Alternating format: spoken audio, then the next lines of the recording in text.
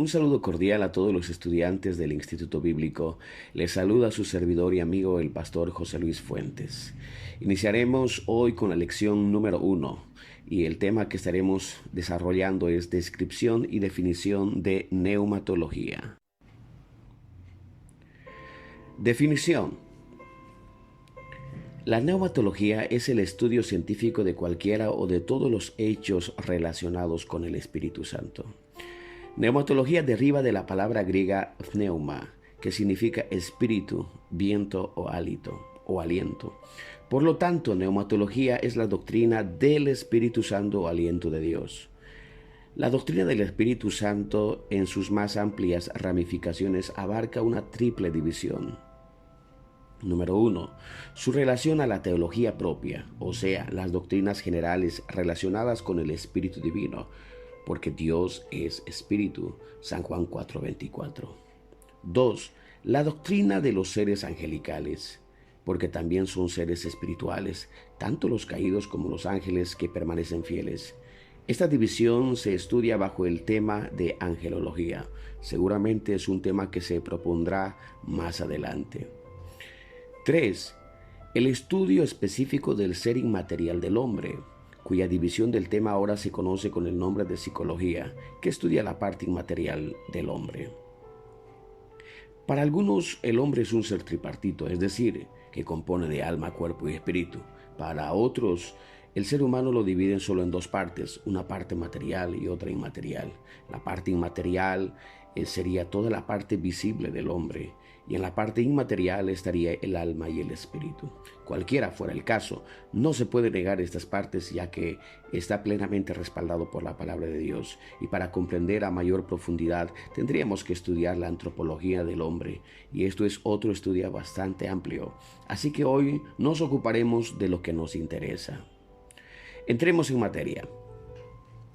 La palabra espíritu viene del griego pneuma, es con una P, pero que se leería en nuestro idioma neuma, que significa hálito o viento, es decir, la exhalación. También viene del hebreo ruat o ruach, que también significa hálito o viento. Se estudia la neumatología a la consideración de la obra del Espíritu Santo hacia la Iglesia. Se tendrá en cuenta que cuando hablamos del Espíritu Santo estamos hablando de una manifestación de Dios y no de un ser diferente, como en el caso de los discípulos de Juan, que no sabían si había Espíritu Santo, Hechos 19:2. Estas personas carecían de una amplia revelación que el Espíritu Santo es Dios mismo. San Juan 4:24 dice, Dios es Espíritu. Aunque lógicamente esta falta de revelación fue causa de los enseñadores en aquellos entonces, como suele suceder ahora. Haremos una descripción. Descripción. En el concepto más primitivo de Ruach, había muy poca o ninguna distinción entre lo natural y lo sobrenatural. El viento se podía describir poéticamente como el soplo de las narices de Yahweh. Por ejemplo, 2 Samuel 22:16 dice, entonces aparecieron los torrentes de las aguas y quedaron al descubierto los cimientos del mundo, a la reprensión de Jehová por el soplo del aliento de su nariz. Además, el ruach que Dios sopló en el hombre fue desde el principio más o menos sinónimo del nefes, que es el alma. Es decir, no había una diferencia clara entre el alma y el espíritu.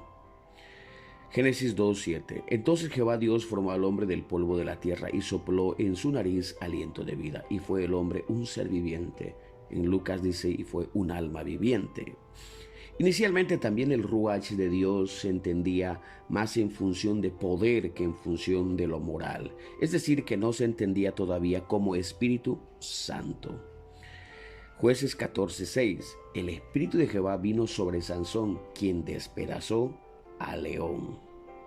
Bueno, hasta aquí podemos ver entonces que el ruach no es como ahora se conoce, vino progresivamente dándose a conocer.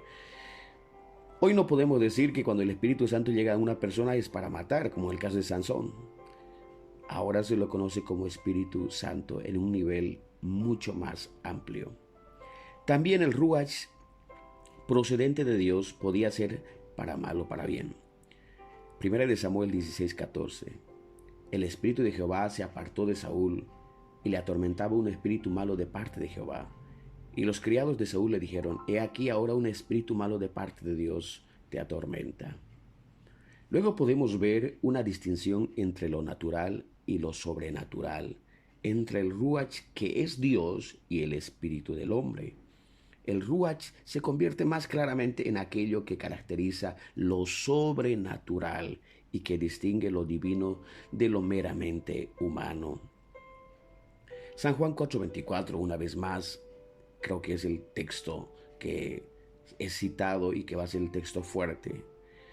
Dice: Dios es espíritu, y los que le adoran en espíritu y en verdad es necesario que adoran. Quiero aclarar también que en la palabra del Señor, cuando se nombra Espíritu de Dios o Dios es Espíritu, siempre lo maneja, lo escribe con mayúscula.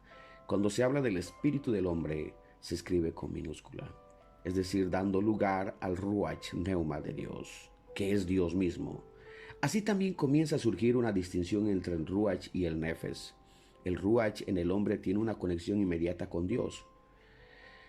Ezequiel 11:19 dice: Y les daré un corazón y un espíritu nuevo pondré dentro de ellos, y quitaré el corazón de piedra de en medio de su carne, y les daré un corazón de carne.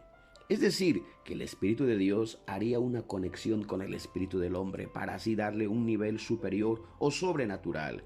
Es bueno aclarar que cuando se habla del Espíritu de Dios, entonces siempre se refiere con mayúscula. Ahora bien, el Nefes tiende crecientemente a representar los aspectos más terrenales de la conciencia del hombre. Es decir, es el asiento de sus apetitos, emociones y pasiones, es decir, el alma. De este modo, el camino está preparado para la distinción paulina entre lo psíquico y lo espiritual. El apóstol Pablo escribe en 1 Corintios 15, 44 al 46: Se siembra cuerpo animal, resucitará cuerpo espiritual. Hay cuerpo animal y hay cuerpo espiritual. Así también está escrito: fue hecho el primer Adán alma viviente y el postrer Adán espíritu vivificante. Mas lo espiritual no es primero, sino lo animal, luego lo espiritual. En el judaísmo antiguo de la época de Jesús se tendía a pensar en un Dios como muy distante del hombre. El espíritu Pneuma era una de las formas principales de hablar sobre la actividad de Dios en el mundo, sin comprender su trascendencia, es decir, su distancia. Por esto Juan el Bautista produjo bastante conmoción. Su mensaje fue muy notable porque proclamaba el derramamiento del Espíritu, que era algo muy inminente. Es decir, que venía a bautizar con Espíritu Santo y fuego. Juan declaró de la siguiente manera: Yo a la verdad os bautizo con agua para arrepentimiento, pero el que viene tras mí, cuyo calzado yo no soy digno de llevar, es más poderoso que yo. Él os bautizará con Espíritu Santo y fuego. Jesús creó una conmoción aún mayor porque afirmó que el reino de Dios no era solo inminente, sino que ya había adquirido efectividad mediante su ministerio. Y como evidencia de esta afirmación, muchas vidas eran libertadas de espíritus inmundos. Dice San Mateo 12:24 en adelante: Mas los fariseos al oírlo decían: Este no echa fuera los demonios sino por Belcebú, príncipe de los demonios. Sabiendo Jesús los pensamientos de ellos, les dijo: Todo reino dividido contra sí mismo es asolado, y toda ciudad o casa dividida contra sí misma no permanecerá. Y si Satanás echa fuera a Satanás, contra sí mismo está dividido. ¿Cómo pues permanecerá su reino? Y si yo echo fuera demonios por Belcebú, ¿por quién los echan vuestros hijos? Por tanto, ellos serán vuestros jueces. Pero si yo por el Espíritu de Dios echo fuera los demonios, ciertamente ha llegado a vosotros el reino de Dios.